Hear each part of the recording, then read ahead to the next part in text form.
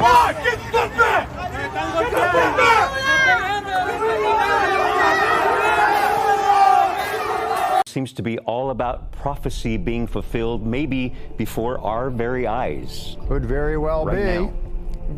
They were thrilled, and to think that there hasn't been a red heifer in over 2,000 years since the destruction of the last temple. Hey guys, PayDroV here. Now another video for you all, and in this video I still want to make connections with everything going on, including the solar eclipse. If you haven't heard about the red heifers that were discovered in Texas and brought to Israel for a ceremony, or for which some may call a ritual sacrifice, and this was the reason why Gaza and Israel got into it in the first place.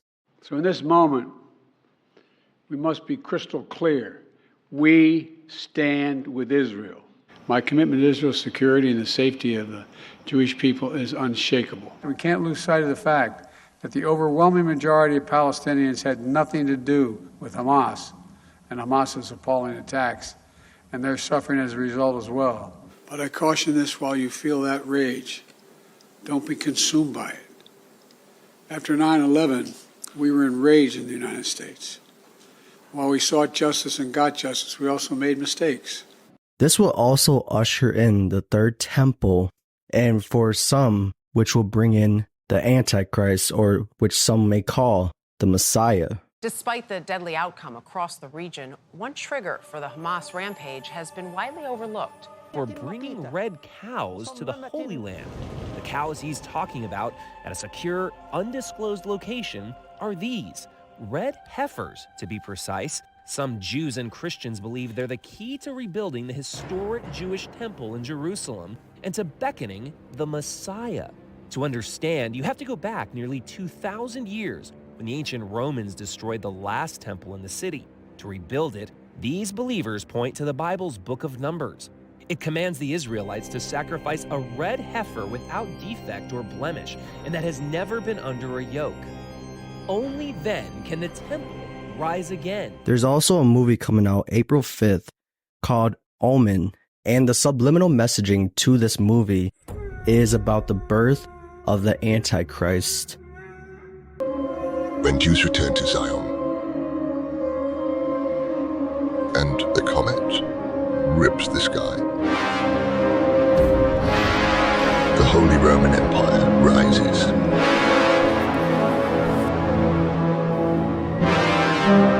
And you and I will die.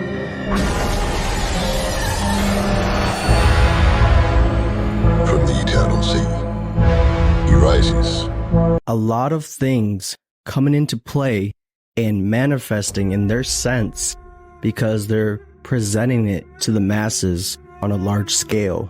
10 days before the eclipse, we have the sacrifice of the red heifers.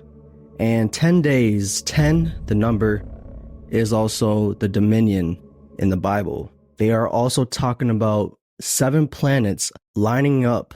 And even though I don't believe in the whole outer space aspect of things, because I believe that is really to reach out for your soul and you're getting lost in deception and away from God's truth. I'll also mention the Devil's Comet, which will be visible and has not been since 1954.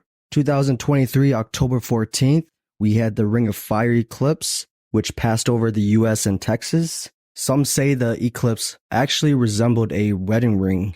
And this year's solar eclipse, it will also pass Indiana rapture. So I'm not saying the rapture is going to happen or the end is going to happen, because no one knows the day, time, but we shall know the season. So right after the rapture, there will be a wedding of Jesus and his bride, the church. Now, if you look at the pattern of the solar eclipses over the years, over the US, there's 2 symbols that it represents, which is the Tav and the Alpha.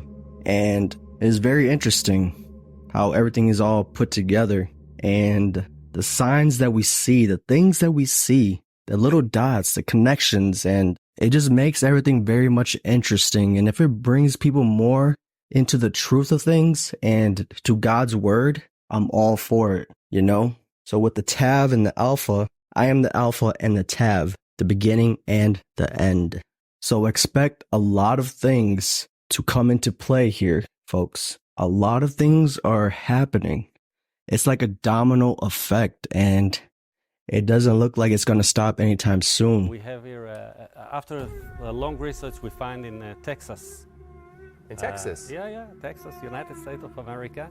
Texas Red Angus, flying them 7,000 miles to Israel. This is not a publicity stunt. What do you mean? Meaning, this is something you take very seriously. Harry Potter is a good story. The Bible is not story. The Bible is a way of God to lead us. Solar power, of course, an important part of keeping the lights on here in Texas. So when a large swath of the state goes dark during the eclipse, how will the power grid be impacted? 12 million Texans live in the path of the eclipse, and while we expect it to be dark, we don't want a blackout. When that solar power drops off, it should be pretty easy for other sources like natural gas to pick up the slack. In early February, ERCOT released a report noting the April 8th eclipse, saying in part, this event will have an impact on the solar power production in the region between approximately 12:15 p.m. and 3:10 p.m. It continues, ERCOT expects to use all available tools to maintain grid reliability. Because we are having earthly changes. Everything is changing. Like I mentioned in my last video, we are changing. So I really wanted to shine some light on this, bring things more into perspective. I definitely want to hear your thoughts on this. There are things that I may have not mentioned, but I will be making more videos on things that I see or people bring to me. And yeah, it definitely does paint a bigger picture so we can all see. So with that all being said, have faith, remain vigilant, and God bless you all. 9 Jewish priests, a plot of land on the Mount of Olives, and 5 red heifers. All these elements are in place for what some Jews and Gentiles believe is the key to building the third Jewish temple. Some also believe it indicates the coming of the Messiah.